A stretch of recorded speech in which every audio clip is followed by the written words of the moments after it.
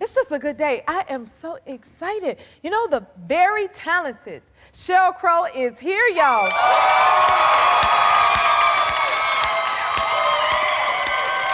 Yes, she is. She is an incredible singer and songwriter. I think we all got our own, like, everybody got their Sheryl Crow song pick. You know, mine is Soak Up the Sun. Oh my goodness. Like, to me, it represents what this show is about. And the energy that I love, it's like, you know, I'm gonna soak up the sun. I wanna tell everybody to lighten up, like, relax, chill, enjoy the day. You know what I mean? Like, but we all have that song of hers that we just love because she is so talented and she is an icon. I am so happy to actually be able to say she's gonna be here on this show today. You know what I mean? I love her music. Oh my goodness, you know what, I should stop talking about it because you know what, I think what would be best if I just brought her out here because I would love to get into this thing and look her right on upside her head. She's a 9-time Grammy Award winner and a member of the Rock and Roll Hall of Fame. Y'all, please welcome the incredible one and only Sheryl Crow. I love this place. I'm saying it is the most just yummy, loving place in here. I love hearing you say that. I am so happy to have you here. It's nice to be As here. I was telling them, like, I've been a fan my whole life, and I would be in the car, and that good song would come on, and I'm like, ooh, I just want to sing along. So I cannot believe I have you here where I can actually talk to you, and you at the Jennifer Hudson show. This is a dream. And for me. well, I was saying, I have a little bit of a mama pride because I've been watching you from the very, very beginning. Well, y'all have too. Thank you. But you just do everything. Thank you. But you know what else I love in getting to talk with you? You're talking about your 14-year-old, because I'm a mom. I have a 16 and a 13-year-old. Oh, yeah. Write that yeah, down. I'm outnumbered. But yeah, I mean, you just do everything. You do it so beautifully, and so anyway. Thank you for that. Open it up. I do not take that lightly coming from you. Let's get into this. Congratulations on the Rock and Roll Hall of Fame induction. Like, Thank you. how does that even happen? How do you feel? You know, it's really weird, and I'm sure you can probably relate. You feel like for me, 30 years doesn't feel like that long. Like I feel like I'm still going. It doesn't seem like that long ago. But then I think back, okay, I've been a school teacher. I toured with Michael Jackson. I mean, I've had a really long and full, incredible journey. So getting to be in the Rock and Roll Hall of Fame with the names that inspired me to do what I'm doing. I mean, that's just like icing on the cake to this crazy, crazy life. Not everybody gets that honor. That is major. It was cool. It was cool. My whole family and all the people that have worked for me who are all still with me like 30 years in, they're all there. My hometown showed the show at the movie theater. At the movie theater? So my parents could be there, yes. Oh, that they is had so a red special. carpet in Kennett, Missouri at the movie theater so that my mom and dad could come and be a part of watching their daughter get inducted. That is so beautiful. I mean, that's small town right there. Oh my yes. goodness, that is Isn't that amazing. sweet? Did you grow up in a musical family? My mom and dad are both musicians. My mom has the most amazing voice I have ever heard, and she is 84 maybe now, or 85, and she still sings like You better an sing. angel. Yes! Perfect. Sing, Sheryl. And you do too? Well, I mean, she sings like, you know,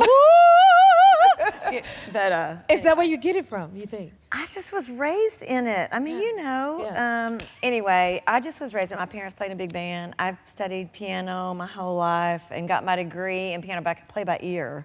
So I was never going to be a great classical pianist, but yeah, it was the thing. It was all I knew, you know. Which one did you start doing first? Did you start writing songs or singing first? I started singing, and I'll tell you, some of my earliest songs were, well, I listened to Carole King and James Taylor, and then when I started getting into the piano, I started playing, Talking Book had just come out, Stevie Wonder, and just learning how to play. I mean, I just gravitated to listening and playing. Man, you piano started at the stuff. top. Stevie ain't easy. Well, I didn't say, I mean, at 7 years old, I wasn't playing great, but I mean, just good music and just wanting to be great, you know what I mean? You know how that is, like you just want to be great. I didn't want to be famous, I just wanted to be great, you know what I mean? She didn't want to be famous, but you're inducted into the Rock and Roll Hall of Fame. Like, so Did you ever think that you would go this far and achieve so much? I don't think I thought about it. I just think I kept putting one foot in front of the other. And there were times, when I first started out, I got turned down by everybody, you That know. can happen. Yes, and I think sometimes no is like oh, you did not, you know, like you just dared me to actually It pushes you more. keep going. Yep, Yeah. the passion. You got to be Yeah. passionate about this type of work. Yeah. I always say you wouldn't be able to make it through it unless you really have a true love and the passion to Yeah. do Yeah. this type of work. Yeah. That's for sure. And then you were a teacher, a music I teacher. was, yeah. So what do your students think? Do they reach out? Like, look at my My students teacher. are in their 50s now. No, they're not. But they may be in their 40s. So when I first made it, and I went back to St. Louis, we played we played at the Fox Theater, which is a beautiful old theater, and this group of people kept yelling, "Allison, Allison," and I'm like, I don't play Allison, that's Elvis Costello. And they were yelling Kellison, which is the name of my grade school that I taught at. Whoa. And so that was kind of fun. And then later on, I was in LA and did Big Brother. And some young man came up to me. He was in his 30s, and he said, "You taught me in second grade." So I run into people every now and again that I taught. But yeah, I was an elementary school teacher in the St. Louis public school system. That is amazing. I'm a cat with 9 lives. A cat with, that's a good way to say it. A cat. I'm like a music teacher, and then, so what was the I waited tables. I, went on the road with people. So. What was the transition from teaching into your career of music? Jingles. Jingles. Yes. I was singing in St. Louis while I was teaching, and a producer walked in and asked me if I would come into his studio and sing. He needed a female voice. And I wound up singing, "It's a good time for the great taste of McDonald's." and it went from local to regional through Chicago, and then it went network. And I made $45,000, which was way more than I made in 2 years of teaching. What does that tell you? And I decided after doing a few jingles that I'd move to LA with a tape, and I took it to every studio in LA. I got my first gig singing for Johnny Mathis and my second one for the great Nancy Wilson. What? Yes. So you work with, like, for me. all genres yeah. and all types of artists. Yeah, and then I overheard some singers talking about the Michael Jackson tour, so I crashed it. You crashed it? crashed What does it. that mean, you crashed it? I went and said, "I know y'all don't know me, and I know you're supposed to be recommended by, Quincy Jones or Bruce Swedeen, but I can sing and I'm really nice, and I'd like to audition." And you got the job? I got called back, and I got to sing with 3 other incredible singers, and then the next week we were rehearsing, and I was getting a passport. Look at that. See, that means never, ever, ever give up. Will you stick around? Yes. Oh my God. More with Sheryl. We'll be right back. We're back with the iconic Sheryl Crow. Now, speaking of your sons, you have 2 teenage sons. I do. Are they Yes. musical? They are musical, and man, I made them take piano lessons until finally I was just like, it's just not worth the battle. But my 13-year-old is full on sports. You have a basketball kid, Yes, right? yes. So that's my 13-year-old. And then my 16-year-old wants to restore coral reefs, but he's a badass bass player. I'm like, I think the girls would gravitate more to a bass player than a scuba diver, but you do you, But he's got the ear. Yeah. Yeah. So you think he'll maybe, because I know with my son, one week he into one thing, the next week he Yeah. into another. Now the basketball has been consistent, Yeah. but I'm saying it to say like they go through phases, so he may Yeah. end up. You never know. I know, he's already like, I came in his bedroom it's probably been a month ago, and he's like, "Mom, I'm leaving in 2 years." I'm just like, Oh my I'm goodness. gonna go out, I'm gonna come back in, and we're gonna start all over again. But he's already thinking colleges, and so I think he'll always love music, and Yeah. I think he will play it. It seems to be the thing that he goes to when I've said no more phone, and then I'll hear him up there like playing Led Zeppelin or Paul McCartney or so. You know what? It sounds okay. very similar, because that's what my son, one time I took his phone and then he went to the piano, and it's like, Yeah. it's something there. It's like I think a comfort zone maybe for them, and they're familiar with it because it's part of what we do, you know what I mean? Because I'm sure your son probably has grown up traveling with you and going to shows. My kids have grown up on the tour bus. In fact, I will say that my 16-year-old took his first steps in the green room at a TV show I was taping. Oh. And I mean, they love it. It's a part of their reality. Yes, it's mom's work. When we're home, they just want mom to be normal, you know. Try not to burn dinner, you know. I'm not even allowed to cook, but we're not gonna get into that. Little David do all the cooking. But, okay, I'm so glad you're coming out with a new album because I feel like your music is so beautiful, timeless, needed, necessary. And you were talking about not coming out with new music at one point. What made you decide I've always to? wanted to make new music, but records, you know, I grew up with albums. I'm a lot older.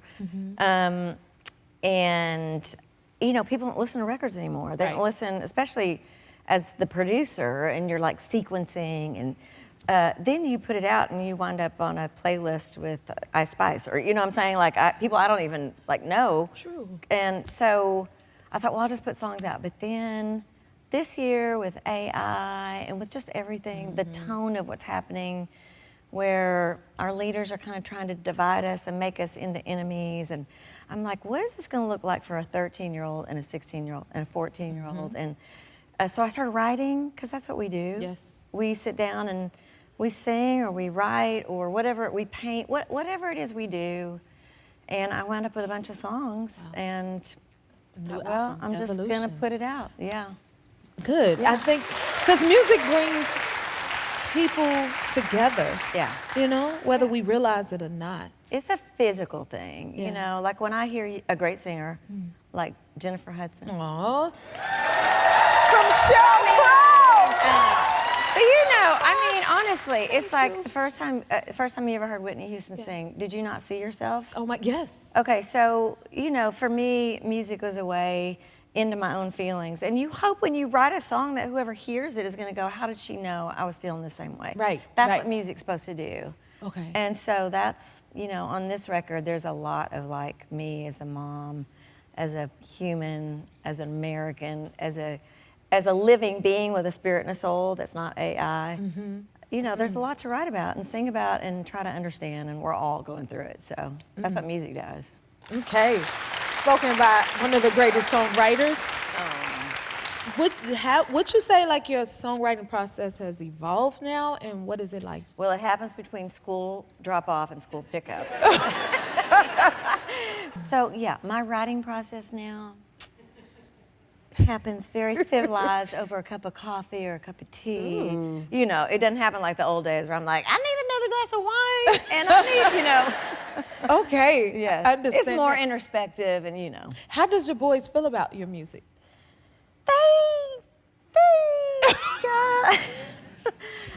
They just don't want to be embarrassed, you know. But they like that I'm working. Yeah. Because they know I love it, you know. As long And as you're they happy. want me to be happy. So that's good. You got great kids then. That's all we can ask for. That's all. More with Sheryl. We'll be right back. We're back with the one and only Sheryl Crow. Now, you posted a video and you're very active apparently. Listen, are you an adventure seeker? Oh my goodness. See, I don't like going to gyms, but now I will kick your ass on the tennis court. Uh-oh. You know what I'm saying? We shoot baskets. We do everything. We water ski. I love doing things. I love sports. I don't love, well, maybe not accordion playing on my roller skates, but you know. You're brave. Yeah, I about wiped out several times during that. Oh my goodness. Which I think if I'd posted, I would have trended, right? Isn't that how that works? Listen to her. I would have trended. I would've been trending. You're gonna post it. You should post it so you could trend. Then the boys will think you're cool. You'll get cool. Oh my God. My kids do not want to see me wiping out on roller skates. No? Oh my God. You say you play ball? I do. I'm not that good, but now I do love. We Crows love some basketball. You do? Oh my goodness. I mean, we're at the Bucks like all the time. How are you? Like, do you like? Oh, yeah. When you watching the game, are you very active? Do you like I'm holler at them? embarrassing. You're embarrassing? Yeah. Me too. Yeah. I understand. I'm her. You're her? I'm her. Okay. I love that. Well, you are still her because 20 years ago you won your first Grammy Award. Isn't that crazy? 3 of them. Were you nervous? I I was nervous, and I look back on it, and I think I was like small town. I mean, you can see, like, I wasn't all like designer clothes out, Yeah, you but look you at were me, so I look fly, like I rolled in from the Beverly Hillbillies. Your own thing. But I don't know if you relate to this, but I was so into like, it just seemed surreal. I was just so into like, this is what I do, and let me just get back on the bus where I kind of know who I am. Yeah. You know what I mean? So we had a big night. My whole family came, and then the next day we got on the bus and went to San Francisco and kept playing. Now I'm better about it. Now I'm like, hey, I got a Grammy, y'all. But at that time I was like, You know what? That sounds like spoken like a true artist. Like you seem like you just focus on the craft, your art, and it's like, okay, the awards that's amazing, but the real award to you is to be able to share your gift and your music and your artistry. Yeah, as we've gotten older, me and my band, who are all kind of around my age, we walk out and we just look at each other like, can you believe that we get to keep doing this? See? It does get super kind of, Hallmark card, but we're just so gratitude filled, to get to go out and still play songs, it's a good life, Beautiful life. It is, it's a good life. It's nothing like being able to do what you love to do. From foster care to president of a university, our next guest story is truly inspiring. Please welcome the president of Sacramento State University, Dr. Luke Wood. The president, I like saying it. Yep. Congratulations, first of all, on everything. I appreciate that. Thank you. So proud of you. Now, you come from humble beginnings. Tell us about your childhood. Yeah, so I was born while my mother was in prison. I have an identical twin brother, so obviously both of us were born at the same time. And so we immediately became wards of the court and went into foster care. And so we grew up in a foster home. So they moved from the Bay Area to far northern California. So I'm one of 350 children who went through that home. So I was adopted in the home, but my brothers and sisters, long-term care, short-term care, guardianship. And so we had a unique experience because we moved to a very non-diverse environment. So for the vast majority of the time that I was in school, me and my brother were the only African Americans in our school. So it was pretty interesting. Wow, but you and your brother had each other. We had each other, always have. That's a blessing. Yeah. You made history becoming the president of Sacramento State University. Yeah, That was yeah. awesome. Tell me about that journey for you. Well, the thing is, I've always planned to be in this role. So I went off to college at Sacramento State and immediately fell in love with the campus. And so I'm the president of the campus that I went to school at. Exactly. Right, which is amazing. Woo! So, How do you feel now that you achieved that? I feel great because by the time I was in my sophomore year of college, I was very involved on campus and student life. And I was obnoxious about telling every single person that I was going to be the president of Sacramento State. And so I meet people all the time who are like, I remember when you said that. You said it. You said it. But that's truly what I've been working for this whole time. Not because of the title, but because of the impact that you can have in other people's lives. Wow. So how do you, go about using your background, your story, and your experience from the school to help others that's in the school? So how I do it is I think about what it was like being myself in college. So my first year in college I did pretty well. I had pretty good grades. And then my adoptive father, he went to prison. He later died in prison. So I went from having support to essentially not having any real support. And then, my mom, she was losing the house. So there was a lot going on at the time. So I would go 2 days, sometimes 3 days at a time without eating. Wow. I would scrounge up change off the ground. And there was a Taco Bell near campus that you could go to. You could get a cup of water and a bean burrito for 69 cents. And so that's what I would do. And so if there was an event on campus that had food or pizza, I would go to, and I learned about all sorts of things that I didn't care about because I was just trying to eat, right? But, I was staying in my car for a period of time, my brother's garage, my family, tried to help me. My twin brother, he was the student body president of the university, and he was living in his office because he was homeless.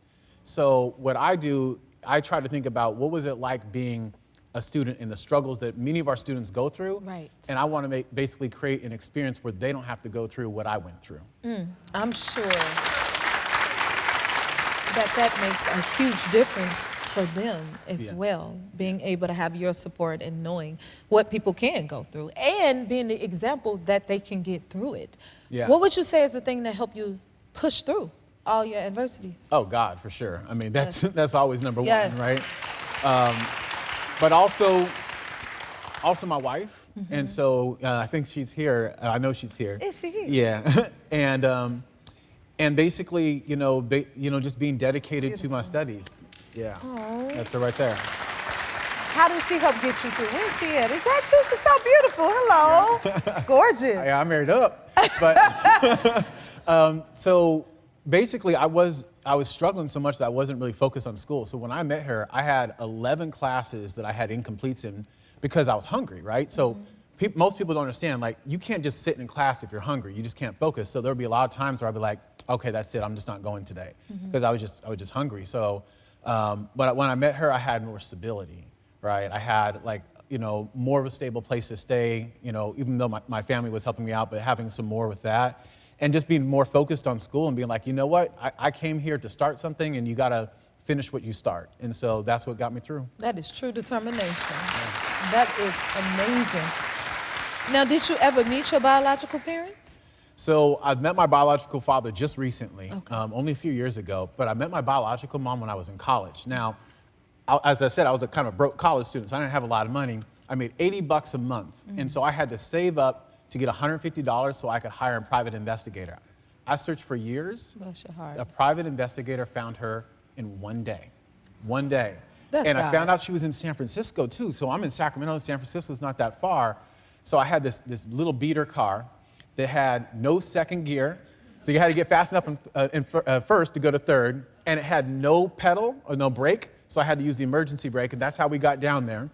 So I know that's not a good story, but it's true, right? That's just what happened. Determined, honey. Yes. So we get to this place that's where she's at. It's in the Tenderloin, a pretty rough area, and it was scary. I mean, it looked like something out of a movie. I didn't even want to necessarily go in, but I was like, I got to go meet her. I got to be able to say that I did. So I'll go up to the second floor, go down the hall, we knock on the door. She opens the door, and I say, hey, my name is Luke. I'm your son. And I don't know what I thought was going to happen, but she let out this blood-curdling scream, and then she slammed the door in my face. And it was so scary, I thought she was gonna go get a gun or a weapon or something, that we ran down the hall as fast as we could. And while that may sound like a bad story, it was very relieving because it was the first time in my life that I realized she could not have taken care of me. And when you're in foster care or you're in the system in some sort of way, it's easy to be like, not to understand how someone could give you up. Right. And that was the first time that I understood why. Right. Wow. You are resilient, young man. That's for sure. Yeah. Will you stick around for a little bit? Love to. You're inspiring us so much. More with Dr. Luke Wood. When we return, we'll be right back. We're back with Dr. Luke Wood, president of Sacramento State University. Okay, tell us about your new initiative that you're launching this fall. Yeah, so this fall we are launching the first ever in the nation, a Black honors college. Oh. So, yes. Well, all right. So, and it's an honors college that's specifically designed to serve students who are interested in Black history, life, and culture. So we can't be an HBCU, we weren't founded in time, right? But we can be everything but the historical part. And so we've set aside 6,000 square feet of space in the center of our campus. We've hired 8 different staff members to work with the students, including a dean of students, faculty members who have a demonstrated record of success in teaching and serving Black students. So it's an institution within the institution that's specifically designed to serve Black students. I'm sure great things is gonna come from that. Yeah. Steered by you. What is the hope for students that you want them to take away from your story? What would you like them to take away from it? Well, I want them to feel a sense of motivation. I have a lot of students who come up to me and say, hey, I heard that you are, a former foster child, or you're impacted by the prison system, or you're first generation college student, or low income, or you're a boxer, right? They hear all these different things. And one of the best things is when they come up to you and say hey, just so you know, I heard about your story and about how you struggle with food and housing. And I want you to know that right now I'm sleeping in my car. But when I heard your story, I said, if he can do it, then I can do it. Yes. And yes. I want to be a motivation. And that's what I hear from the students. And so the experience that I want them to have is, if I was to say, what is one word I want them to walk away with? Dignity. Because too often in K-12 education, our students, particularly our students of color, they're treated with distrust, disdain, and disregard. They're suspended, they're expelled, they're placed in special education when they don't need the services. And so what I want them to have at my campus is where they come to Sacramento State, we're going to celebrate their brilliance, their morality, but most importantly, their dignity. Come on. They got the right one. All right. Ooh, that gave me chills. Before you go, we wanted to give you a little something special, just, you know, from the Jennifer Hudson show that you could put on your wall. Oh! On behalf of the Jennifer Hudson show, this is just for you. Oh, that's awesome. Please continue to be the light that you are. It is going to bless so many, and thank you so much for joining us. Will you come back again and see us? Would love to. All right, we're proud of you. We'll be right back. She's a model, a Goodwill ambassador, and the CEO of her new skincare line, Sable Labs. Please welcome the one and only beautiful Sabrina Elba.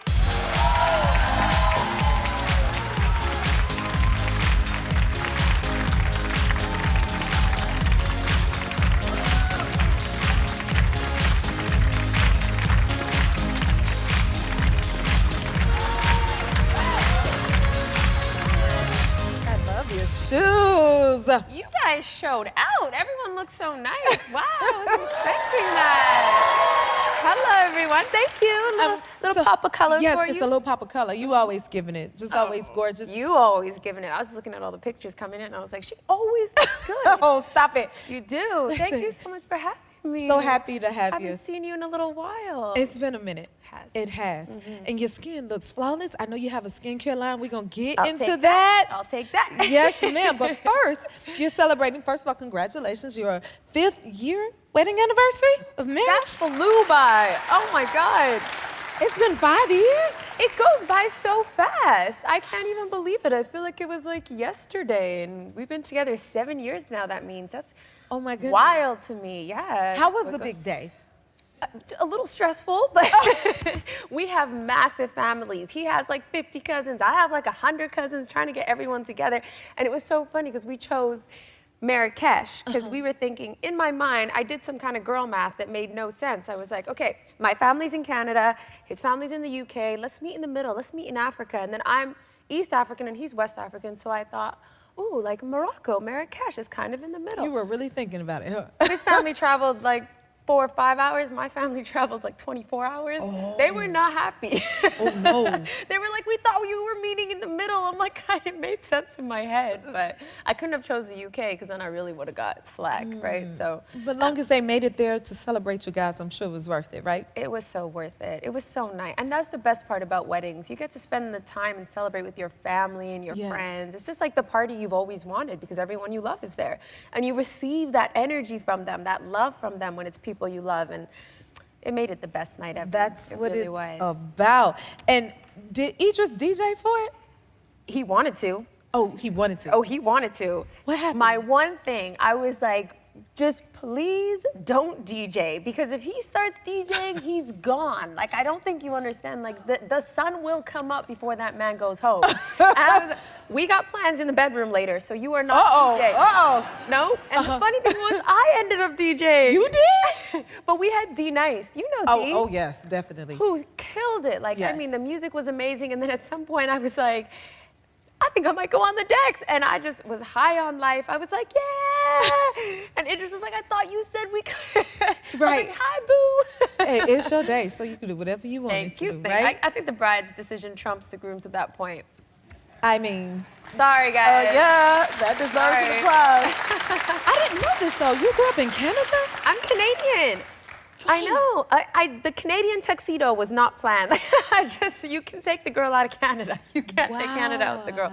I am Canadian, born and raised East Coast, Montreal, Canada. I grew up in Vancouver, which is where we met. So West Coast, mountains, beaches. You've been to Vancouver. Yes, I have. It's beautiful. Oh, my goodness. And then you won Miss Vancouver. I did. How did that happen?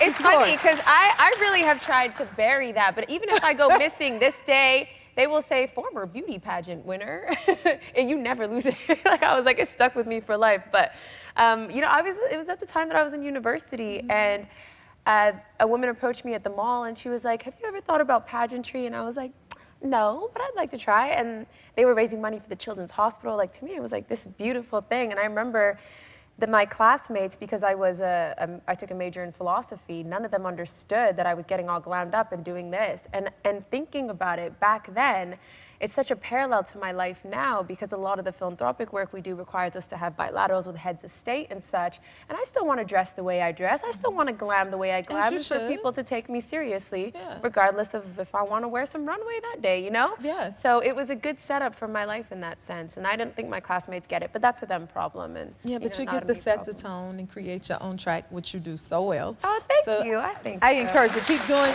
you, okay? Thank you. Now, speaking of doing you, let's talk about this new skincare line, because we want all of this right Oh, here. it's coming from you. Girl, you giving it. And so you and Idris came up with the concept and put it together. Tell us about it. It's did, called but- Sable Labs. It is, and it's Elba's backwards. So Sable is that, and that's why it has a little apostrophe. That was his idea. I have to give him full credit. Oh, okay.